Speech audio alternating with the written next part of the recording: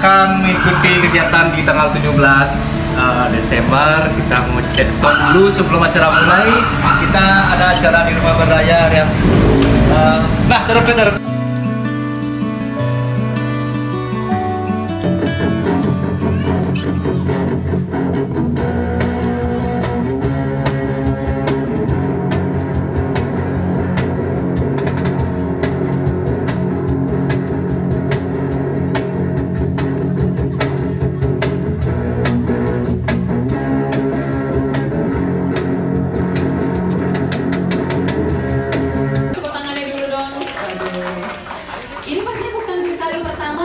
Berdaya ya. Ada yang baru pertama ke sini mungkin? Teman kalau misalnya ada yang belum ngambil teh, kopi atau kudapan lainnya boleh sambil-sambil karena kita acaranya akan santai sekali pada kesempatan ini. Mudah-mudahan bisa jadi satu momen yang hangat buat kita ya. Bertemu kembali kali ini tanggal 17 Desember ya, khususnya kalau nggak salah sekitar tahun mungkin 2017 atau 2018 ya, ketika ruangannya belum di sini, waktu itu masih di Jalan Hayamuruk. Dan terakhir saling kenalan juga di kesempatan kali ini.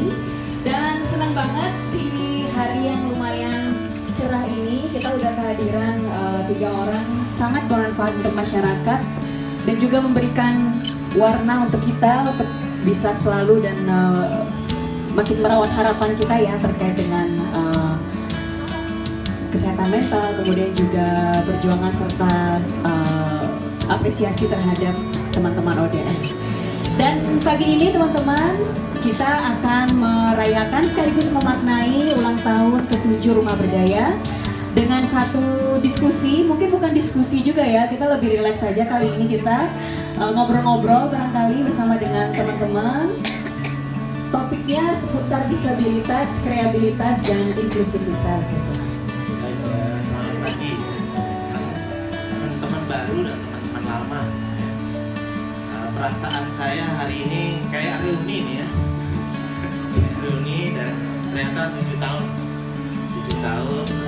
Pak Remandra. Jadi kalau teman-teman di sini ada yang belum tahu kenapa sih ada Rumah Berdaya dulu. Jadi kira-kira Agustus nanti kalau 7 tahun lalu 2016 itu awalnya kami kemudian datang juga bersama beberapa orang teman-teman skizofrenia ya, dan keluarganya itu menghadap beliau gitu. Karena ada salah satu kawan kami kegiatan di studionya Pak Budi 2 minggu sekali ya waktu itu, tiap minggu, tiap weekend. Jadi setiap 1 minggu kita ketemu di sana di Basbula. Kemudian di Dewa Wayan dia bilang, saya perlu tempat yang dekat. Jadi kita cukup surprise juga ya. Hari itu juga kami diberikan tempat yang di Hayamuruk. Jadi saya ingat benar kami publish di Facebook, teman-teman skizofrenia ya, waktu itu kami gabung di Facebook KPSI, Komunitas Peduli Skizofrenia Indonesia gitu.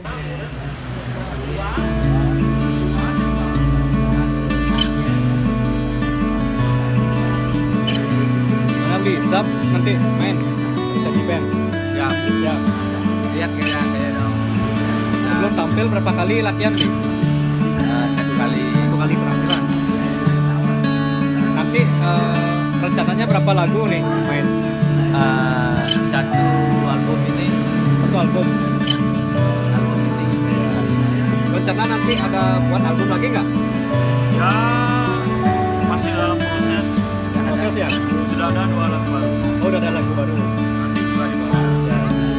Nanti di mana rencananya gini rekaman? Di Dimas Tewel. Dimas Instan Karma.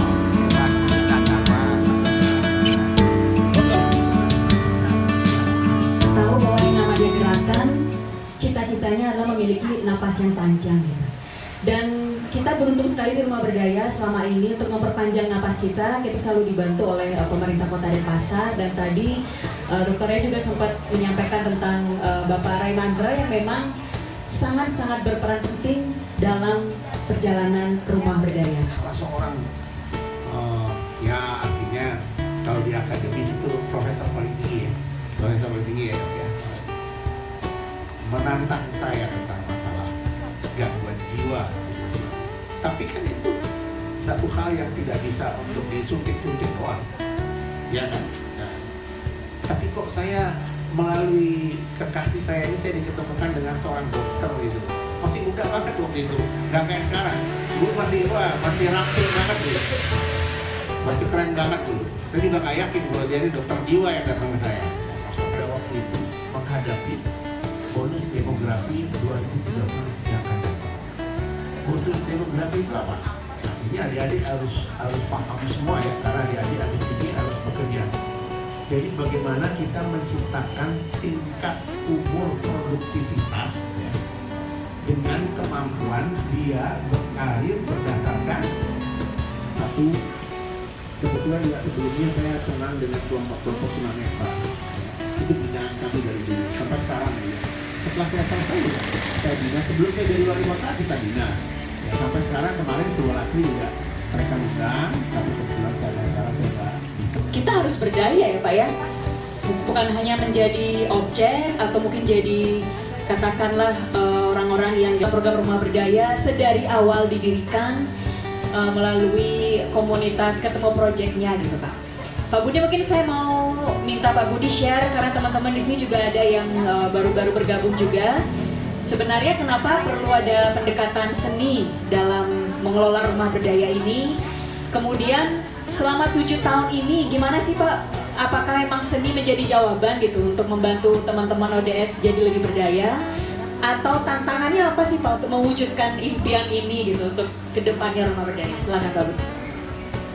Baik, terima kasih Priska. Halo teman-teman semua, Bapak Ibu sekalian. Sebelumnya saya juga ingin menyampaikan perasaan saya hari ini bahwa rasa nostalgia atas 7 tahun silam apa yang kita kerjakan, apa non eksis, artinya mereka sudah natural untuk berpikir tidak umum dan pemahaman umum melihat itu adalah sebuah gangguan. Nah ini dari sisi kreativitas, kecenderungan mereka berpikir yang walaupun itu bagi sebuah seni. Lalu yang perlu dilakukan adalah Barangkali ada teman-teman yang mau komentar, mau cerita, atau mau nanya, silakan. Oke, boleh. Silakan. Boleh perkenalkan dirinya ya. Selamat siang. Saya perkenalkan, nama saya Hindu. Selama ini tinggal di rumah berdaya ada Pak Budi sebut ya, berpikir tidak umum ya. Tapi sebenarnya itu adalah pertanyaan umum dari semua orang kalau kita mau jujur ya. Kadang-kala itu kita selalu dilema mau jawab gimana. Harus ini pun saya jawab sekarang nih, saya lagi dilema nih ya. Mau jawab yang sesuai ilmu pengetahuan ya kan, biar saya kelihatan pintar dan sebagainya, atau ya sejujurnya saja ya kan. Nah itu jawabannya adalah kembali kepada diri kita sendiri gitu ya. Jadi menurut saya ya hidup itu perlu variasi ya, boleh kadang-kadang kita perlu serius ya kan, tapi bercanda juga nyaman ya, nggak ada yang salah ya. Kalau hidup biasanya suka ngikutin debat capres ya. Nah debat capres kemarin tuh dengan gaya yang berbeda-beda nggak ada yang salah, tetap ya, banyak pendukungnya masing-masing ketiganya. Jadi perlu menjadi diri kita sendiri.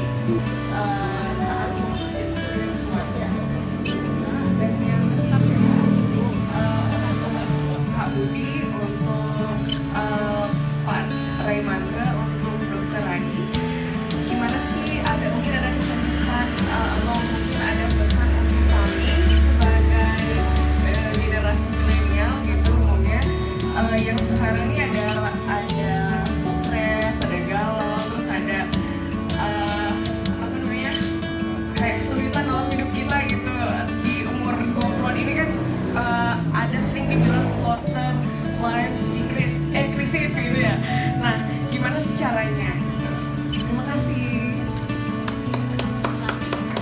kasih, nanti boleh tepuk tangan dulu. Pak Budi lari sekali dapat 3 pertanyaan loh Pak Budi. Itu adalah mendorong teman-teman ini untuk mau belajar, mau berkarya. Itu memang harus ekstra karena jadi gini, teman-teman yang belum pernah mengenal seni sebelumnya, seperti orang awam pada umumnya lah, ketika kita mendapatkan hal yang baru dan kenapa sih saya harus melakukan ini, dan itu untuk menunggu bahwa mereka punya inisiatif itu mustahil gitu. Jadi kita harus terus mendorong, selalu mencari cara-cara. Misalkan contohnya pada waktu itu kita main layangan, kita ke pantai, jadi kita bikin layangan. Bahwa keluarga itu sudah korban. Siapa sih dari kita ingin ya ada anggota keluarga kita kemudian mengalami kesulitan, ya, kemudian mengalami gangguan, tentu tidak ada seperti itu. Tetapi nah ini pandangan-pandangan pendekatan terdahulu itu ada jeleknya juga. Bagaimana orang itu kemudian dalam keadaan membasuh dan sebagainya. Pandangan masyarakat itu menjadi semudah bahwa keluarga ini jahat, sampai ada yang dipasung, yang ditolong awal-awal oleh Ibu Seli misalnya. Itu ada anak laki-laki satu-satunya di Bali ya. Bisa kita bayangkan kalau sampai ada satu keluarga akhirnya memutuskan untuk mengikat ke rantai anggota keluarganya, anak laki-laki satu-satunya, itu pasti dengan pertimbangan dan penderitaan sebelumnya. Kalau enggak ya ngapain. Jadi waktu itu kami berpikir mereka sudah lebih pintar, sudah lebih menderita sebelumnya. Kami lebih banyak mendengarkan. Kami dengarkan. Silakan Pak Raimandra, langsung saja. Nah, tadi apa ya pertanyaannya? Deindri ya? Berarti ini masalah menyangkut milenial dan generasi Z ya, untuk masalah apa namanya stres. Siang hadirin sekalian, jadi mungkin saya sedikit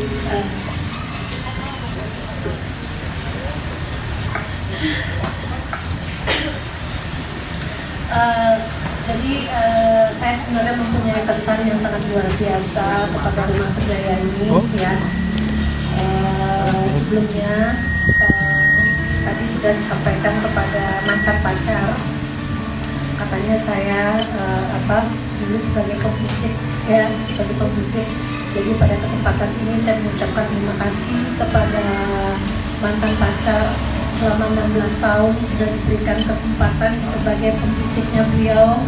Jadi bukan hanya karena beliau ini adalah bisa memberikan informasi bagaimana kondisi teman-teman UGC ya di Kota Denpasar, dan juga saya juga memberikan salah satu rumah ini PLA Pusat Layanan Autis, juga Astungkare Rumah Layanan Autis saat ini menjadi salah satu pusat layanan autis percontohan di Indonesia. Kemudian juga yang membanggakan, terima kasih kepada mantan pacar yang sudah memperkerjakan 15 disabilitas di Kota Denpasar. Juga beberapa yang ada di Rumah Berdaya, dan yang sangat membanggakan bulan kemarin juga saya mendapatkan informasi 4 teman-teman tunanetra yang saya pekerjakan di radio FM Kota Denpasar, karena berkat tenaga kerja kontrak yang menjadi penyiar radio di Kota Denpasar, itu radio pemerintah Kota Denpasar menjadi radio terbaik di seluruh Kota Denpasar. Itu menjadi kebanggaan ya, kami sekarang menjadi warga Kota Denpasar, itu menjadi salah satu kebanggaan kami juga. Dan kemarin ini juga saya selaku pendamping Bapak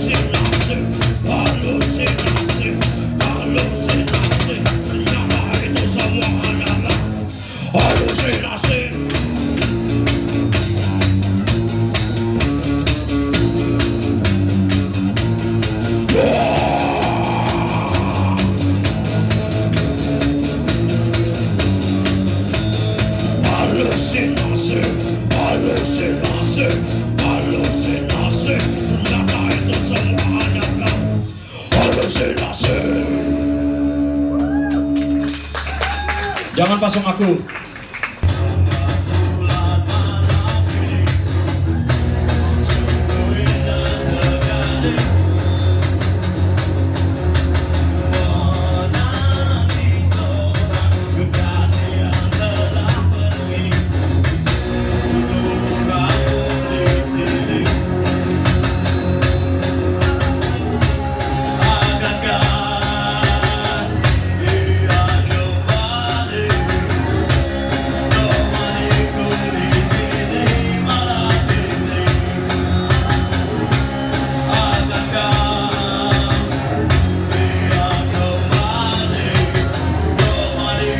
Udah di sini dan bernyanyi di rumah.